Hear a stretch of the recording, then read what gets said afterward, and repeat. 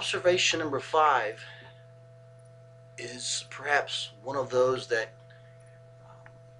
can get a little odd to talk about because we live in a culture where we love to package things.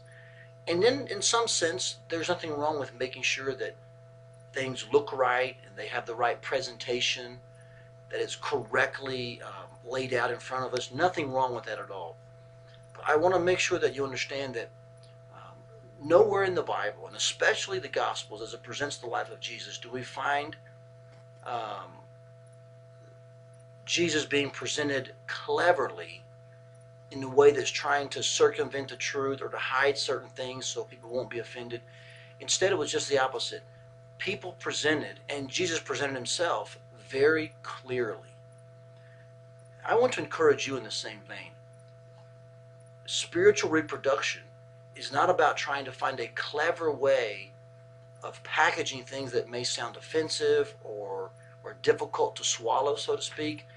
It's really just about presenting the truth clearly, understandably, and then letting God do what he does best and take that truth and melt our hearts and bring us to places of repentance. The New Testament really echoes what the Gospels lay out in this fashion. And several times in Paul's epistles, especially the Thessalonian epistles, he affirms how he honestly presented the gospel to those people.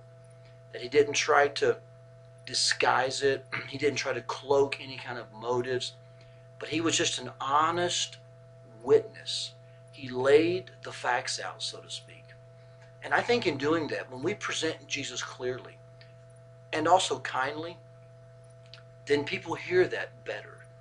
Um, I don't think anyone likes it when you feel like you're sold something and then after the fact you realize it's something different than what you were told at the beginning. And we by no means should treat the gospel or Jesus that way, but instead we should seek to work with God as he uh, uh, births people into his family. We should work with God in that and present Jesus clearly, not necessarily cleverly. Jesus does not need packaged.